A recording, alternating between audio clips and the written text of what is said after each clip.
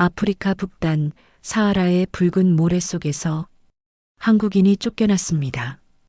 위생기준 미달이라는 이유였지만 그 뒤엔 거대한 제약회사의 그림자가 있었죠. 10살도 안 된 아이들이 숨을 헐떡이며 죽어가고 그들을 살릴 수 있는 지식과 의술은 단지 외부 세력이라는 이유로 배척당했습니다. 하지만 그 모래바람 한가운데서 끝내 환자의 손을 놓지 않은 한 사람이 있었습니다. 무너진 진료소, 불타버린 약품, 그리고 아무도 도와주지 않던 그 상황 속에서 한 아이를 살려낸 사람. 그가 외쳤던 한마디. 우리는 이들을 위해 남아야 합니다. 그리고 그날 이후 사막은 그를 다르게 불렀습니다. 의사가 아니라 진짜 친구라고요. 바로 지금 사연을 들어보겠습니다. 사막에서 시작된 기적. 이 이야기를 더 많은 사람들과 함께 나누고 싶습니다. 지금 구독과 좋아요로 그 여정에 함께 해주세요. 당장 진료소를 철거하라는 명령입니다. 위생 기준을 충족하지 못했으니 내일부터 모든 진료 행위를 금지합니다. 사막의 태양보다 차가운 통보였습니다. 진료소 벽에 찍힌 붉은 도장 하나가 열흘 넘게 고열에 시달리는 아이의 신음을 눌러버렸고 희미하게 깨어나던 희망마저도 모래바람처럼 흩어졌습니다. 안녕하세요. 저는 한국에서 내과 전문의로 일하다가 의료봉사단에 합류한 김현수라고 합니다. 한국에서는 꽤 안정적인 삶을 살고 있었습니다. 서울의 큰 병원에서 근무하며 하루에도 수십 명의 환자를 만나고 최신 장비와 완벽한 시스템 속에서 진료를 하며 의사로서의 삶을 살아갔죠. 그런데 어느 날이었습니다. 한 통의 이메일이 도착했어요. 제목은 긴급 의료봉사단 모집. 본문은 딱 3문장이었습니다. 북아프리카 알자라 공화국에서 의료진을 찾습니다. 의료 사각지대에서 함께 해주실 수 있나요? 기한은 1년, 보상은 없습니다. 당시만 해도 단순한 호기심이었습니다. 아프리카에서 진료라니 다큐멘터리 속 이야기인 줄 알았는데, 하지만 그 짧은 문장이 묘하게 마음을 끌었고, 저는 그렇게 병원에 사직서를 내고 배낭 하나 둘러맨 채 사막을 향해 비행기에 몸을 실었습니다. 그리고 그 결정은 제 인생을 완전히 바꿔놓았습니다. 처음 알자라에 도착했을 때 저는 충격을 받았습니다. 공항조차 제대로 갖춰지지 않았고 거리는 쓰레기로 가득했고 마을에는 상수도도 전기도 없었습니다. 그곳은 말 그대로 의료 사각지대였습니다. 그런데 더 충격적인 건 그런 상황에서도 사람들은 웃고 있다는 거였습니다. 아이들은 맨발로 뛰어다니며 살람하고 인사했고 어르신들은 손을 모아 아람 둘릴 나감사합니다라고 말했습니다. 저는 그곳에서 첫 진료소를 열었습니다. 한국에서 가져온 청진기 하나, 혈압기 하나, 그리고 이소정 간호사. 그게 전부였습니다. 그렇게 시작된 진료는 하루에 5명, 10명, 어느새 마을 사람들이 줄을 서기 시작했고 1년이 지나자 오아시스 옆에 벽돌로 지은 작은 진료소가 세워졌습니다. 이소정 간호사는 정말 놀라운 사람이었습니다. 그녀는 현지어를 배워 아이들과 대화를 나눴고 몸이 아픈 사람을 꼭 안아주며 그들의 이름을 외웠습니다. 그녀 덕분에 우리는 외부인이 아니라 마을 사람으로 불릴 수 있었습니다. 저희가 있는 곳 근처에는 오아시스가 하나 있었고 그곳엔 세대를 거쳐 내려온 전통 약초가 자라고 있었습니다. 그 식물에 대한 지식을 가진 이는 마을의 장로, 살림이었습니다. 그는 전통 치료사이자 부족의 어른으로 처음엔 저희를 전혀 신뢰하지 않았습니다. 서양약? 다 죽이는 거요. 우린 조상 때부터 약초로 치료했소.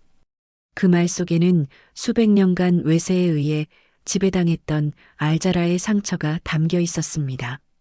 저는 그를 설득하려 하지 않았습니다. 다만 그가 치료법을 물어올 때까지 묵묵히 기다리기로 했습니다. 그렇게 10년이 흘렀습니다.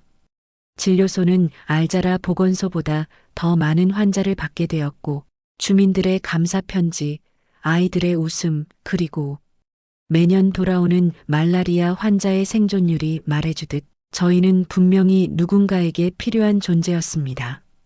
그러나 평온은 오래가지 않았습니다. 올해 초 정체불명의 전염병이 퍼지기 시작했습니다. 고열과 호흡곤란, 피부 발진이 동반되며 며칠 안에 사망에 이르는 병이었습니다. 정부는 초기에 이를 은폐하려 했고 저희는 백방으로 연락해도 검사 장비 하나 받을 수 없었습니다. 그 즈음 제약회사의 로고가 박힌 수송기가 공항에 착륙했고 정부는 한국 의료팀에 대해 위생기준 미달을 이유로 철거 명령을 내렸습니다. 그러나 저희는 알고 있었습니다. 그 명령서 뒤에 있는 진짜 이유를요. 제약회사는 전통 약초의 독점권을 노리고 있었습니다. 산림 장로의 지식은 그들에게는 시장 가치였고 저희 존재는 방해물에 불과했습니다. 정부와 제약사의 이해관계가 맞아떨어졌고 진료소는 사막에서 추방당할 위기에 놓였습니다. 그날 주민들은 아무 말도 하지 않았습니다. 그저 저희와 눈을 마주치지 않은 채 집으로 돌아갔고 저희는 텅 빈 진료소에서 말없이 책상을 닦고 있었습니다. 저는 그날 사막이 저를 밀어내는 듯한 느낌을 받았습니다. 하지만 바로 다음 날 아침 아민이 울면서 달려왔습니다. 선생님, 제 동생이 숨을 못 쉬어요. 저는 그 아이를 안고 뛰기 시작했습니다. 그 순간 저에게는 철거 명령도 제약회사의 음모도 모든 정치적 함정도 중요하지 않았습니다. 단지 한 아이의 숨소리만이 전부였습니다. 아민의 여동생 라일라를 처음 봤을 때의 그 얼굴이 아직도 떠오릅니다. 눈꺼풀은 축 늘어졌고 입술은 바싹 말라 있었어요. 호흡은 거칠고 체온은 40도를 넘었죠. 저는 순간적으로 판단했습니다. 이 아이 지금 데리고 가지 않으면 죽을 수 있겠다. 진료소 철거 명령이 떨어진 바로 다음 날이었고 진료소는 아직 문을 열 수 없는 상태였습니다. 정부 감시원들이 진입을 감시하고 있었기 때문에 장비를 꺼내는 것조차 큰 리스크였어요. 하지만 저는 머뭇거릴 수 없었습니다. 이소정 간호사와 함께 창고 뒤편으로 몰래 들어가 산소통과 링거, 혈압계, 청진기를 챙겼습니다. 우리는 라일라를 마을 한복판의 폐가로 데리고 가 그곳에서 임시진료소를 열었습니다. 그때부터였습니다. 저희에게 찾아오는 환자가 하루에도 수십 명씩 늘어나기 시작한 건요. 기침을 멈추지 못하는 어르신, 고열에 헛소리를 하는 아이들, 온몸에 붉은 반점이 생긴 청년들까지. 처음엔 단순한 감기나 독감인 줄 알았지만 증상은 너무도 빨랐고 치료 반응도 없었습니다. 특이한 점은 대부분이 오아시스 근처에서 생활하는 사람들이라는 사실이었죠. 저는 혹시 수인성 전염병이 아닐까 의심했고 물 샘플을 채취해 분석을 시도했지만 알자라 정부는 저희에게 정식 실험실 접근을 허가하지 않았습니다. 이때 예상하지 못한 인물이 도움을 줬습니다. 바로 산림 장로였습니다. 그는 마치 기다렸다는 듯 진료소 근처에 있는 약초 보관소에서 말린 뿌리 한 줌을 꺼내 보여주며 말했습니다. 이것이 오아시스가 주는 마지막 방패요. 우리 조상은 전염병이 돌 때마다 이걸 다려 먹었소. 저는 처음엔 믿지 않았습니다. 근거도 논문도 없는 이야기였기 때문이죠. 그러나 제 앞에서 점점 악화되어가는 라일라의 모습을 보며 모든 가능성을 열어두지 않을 수 없었습니다. 그 약초 조심해서 직접 제게 알려주실 수 있겠습니까? 제가 그렇게 고개를 숙이자 산림 장로는 처음으로 미소를 지었습니다. 의사가 조상 지혜를 존중할 줄 아는구려. 그럼 살려낼 수 있소. 그날 밤 저는 장로가 다려준 진액과 저희가 준비한 항염 치료제를 조합해 라일라에게 투여했습니다. 신기하게도 다음 날 아침 라일라의 체온은 38도로 떨어졌고 호흡은 안정되기 시작했어요. 그 순간 저는 깨달았습니다. 이 땅의 지혜와 한국의 의학이 함께할 때 우리가 구할 수 있는 생명이 더 많아질 수 있다는 것을요. 하지만 이 이야기는 정부나 제약회사가 듣고 싶어하는 이야기가 아니었습니다. 며칠 후 제약회사 장 피에르 이사는 정장을 입고 헬리콥터에서 내려 알자라 보건부 장관과 함께 기자들 앞에 섰습니다. 한국 의료팀은 비공식적이며 위험한 의료 행위를 하고 있습니다. 우리는 세계적 제약 기술과 현대 의료 인프라를 제공할 것입니다. 그는 그렇게 말하며 전염병에 대한 전통 지식의 가치를 깎아내렸고 자신들이 제공할 약품을 마치 구원의 열쇠처럼 포장했습니다. 그러나 저는 알 수 있었습니다. 그들이 진짜 원하는 건 전통 약초의 유전 정보와 지식 독점이라는 사실을요. 정부는 곧바로 저희에게 불법 의료행위 중지 통보를 재차 보냈고 이번에는 군 병력까지 동원하여 진료소 주변을 봉쇄하려 했습니다. 이제 선택의 기로에 놓이게 되었습니다. 남아야 하는가, 철수해야 하는가. 그런데 그 순간 놀라운 일이 벌어졌습니다. 진료소 뒷문으로 라일라의 어머니가 마을 사람들을 데리고 찾아온 것입니다. 그들은 조용히 말했습니다. 선생님, 우리를 버리지 말아주세요. 우리에게 남은 건 선생님들 뿐입니다. 저는 다시 청진기를 들었습니다. 그리고 그날 이후로 그 폐가 버려진 창고, 나무 그늘 아래 어디서든, 진료가 가능한 곳이면 어디서든 이소정 간호사와 함께 환자를 돌보았습니다. 사막은 병들고 있었습니다. 하지만 저는 알 수 있었습니다. 사막이 누군가의 목소리를 듣고 싶어 한다는 것을요. 라일라가 눈을 떴을 때 저는 무릎을 꿇은 채 울고 있었습니다. 산림 장로께서 다려주신 약초와 저희가 준비한 항염 치료제가 함께 반응을 일으켰고 그 조합은 믿을 수 없을 만큼 효과를 보였습니다. 숨소리가 고르게 돌아오고 체온이 서서히 내려가자 저는 비로소 그녀가 살았다는 걸 깨달을 수 있었습니다. 그날 밤 마을 사람들 사이에 무언가가 바뀌기 시작했습니다. 불신과 두려움으로 닫혔던 마음의 문이 한 아이의 생존이라는 기적 앞에서 천천히 열리기 시작한 것입니다. 하지만 반대로 저희 진료소는 훨씬 더 위험한 상황에 놓이게 되었습니다. 이른 새벽 진료소 벽면에 붉은 페인트로 쓰인 낙서를 보게 되었습니다. 이 땅은 너희 것이 아니다.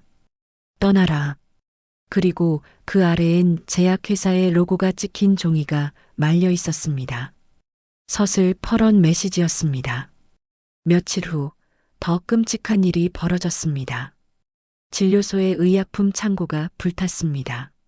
소방 장비도 없는 이 사막 한복판에서 저희가 그동안 어렵게 모아온 의약품, 의료기기, 보건용품들이 한순간에 잿더미로 변해버린 것입니다.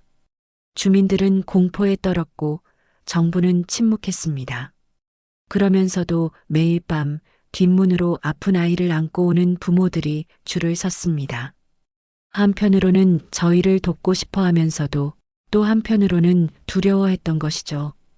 그 즈음 이소정 간호사와 아민이 제게 한 가지 제안을 했습니다. 장피에르, 뭔가 수상해요. 그가 전통 치료사들을 데리고 어디론가 자꾸 사라지고 있어요. 우리가 뒤를 밟아보면 어떨까요? 위험한 생각이었지만 저희는 더 이상 물러설 곳이 없었습니다.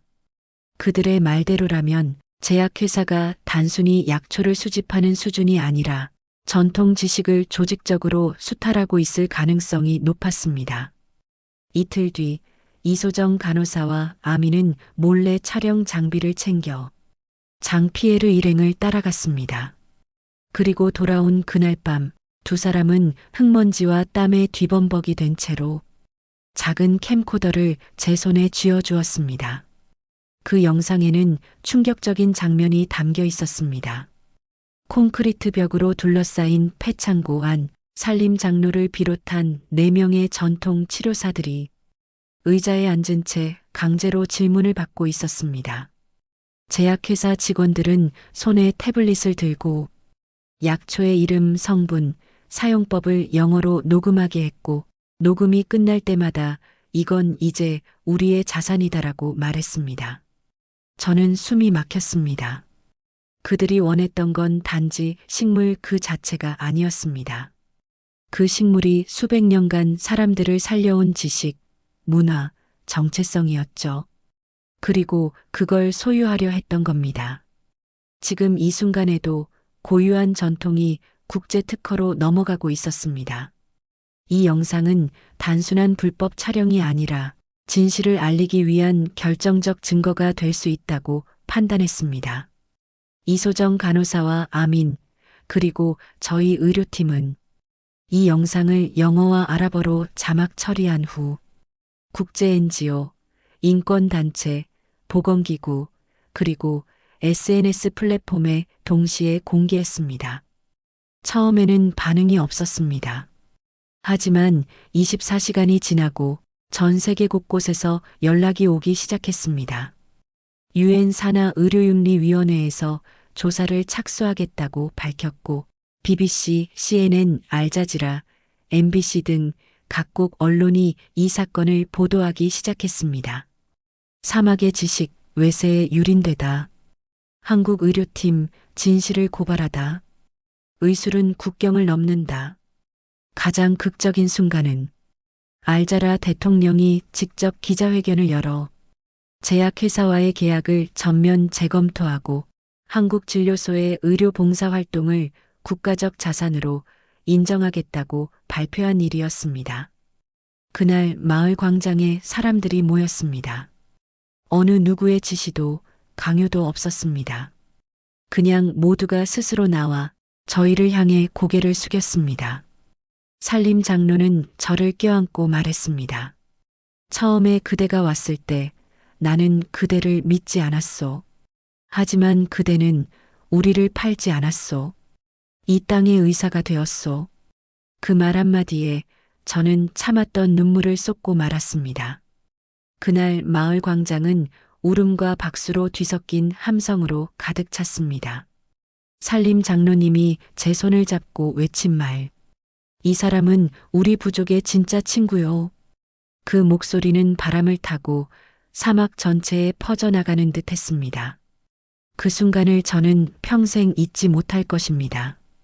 알자라 정부는 국제사회의 압력과 국민들의 항해 속에서 장 피에르가 이끌던 다국적 제약회사와의 모든 계약을 파기하고 진료소 철거 명령을 공식 철회했습니다.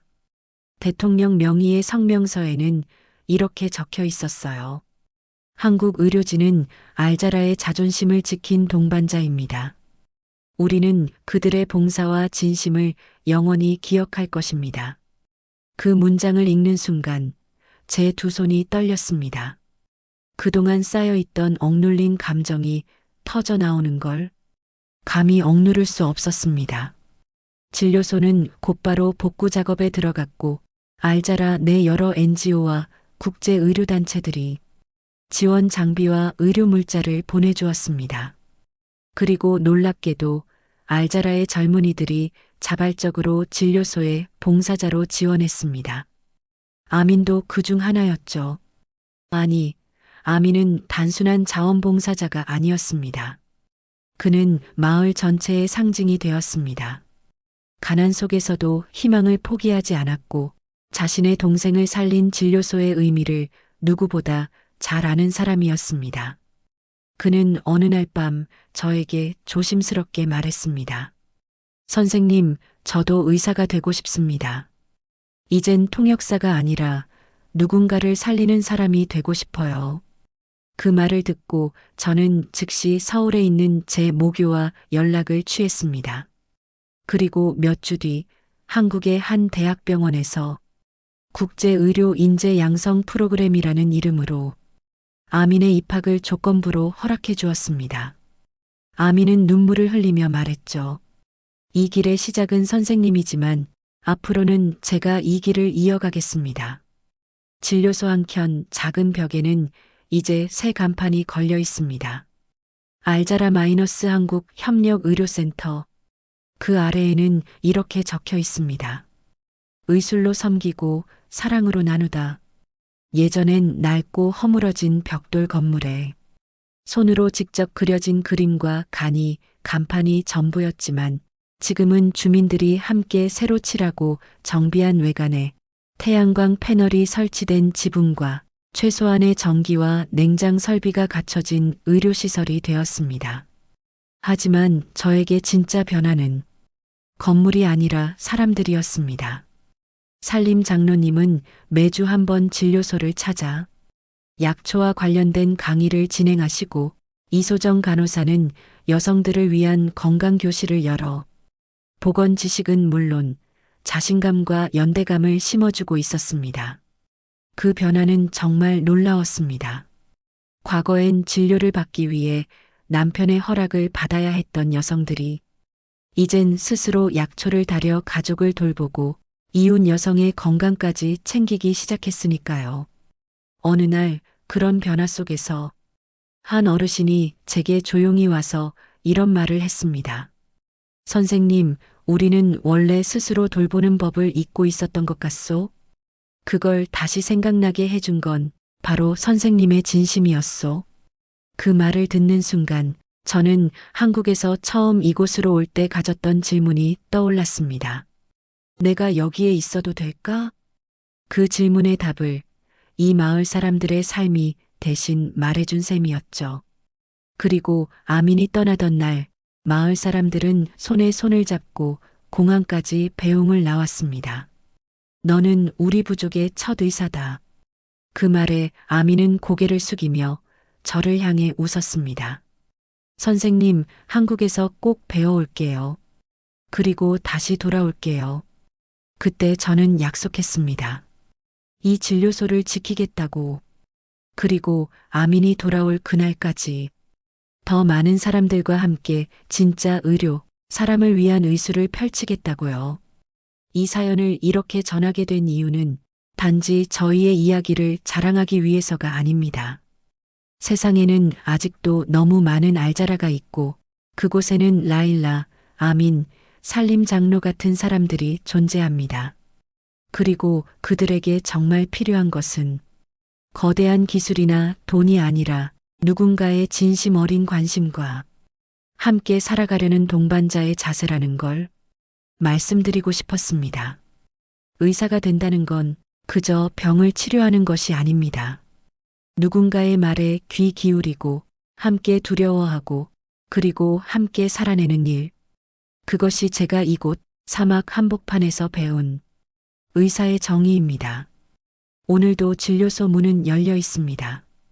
뜨거운 태양 아래서 누군가는 조용히 손을 내밀고 있습니다. 그리고 저는 그 손을 잡기 위해 다시 청진기를 목에 겁니다. 우리는 자주 묻습니다. 한국, 그 나라의 진짜 힘은 무엇인가요? 그 답은 청진기를 들고 무너진 진료소에 다시 들어서는 사람에게 있습니다. 제약회사의 돈보다 정치의 논리보다 한 아이의 숨소리를 더 소중히 여긴 그 사람에게 말이죠. 이 이야기가 당신의 마음에 작은 울림이 되었기를 바랍니다. 그리고 혹시 당신도 누군가에게 그런 진짜 친구가 되어줄 수 있지 않을까요? 이 이야기가 좋았다면 더 많은 진심의 기록이 이어질 수 있도록 좋아요와 구독으로 함께 해주세요.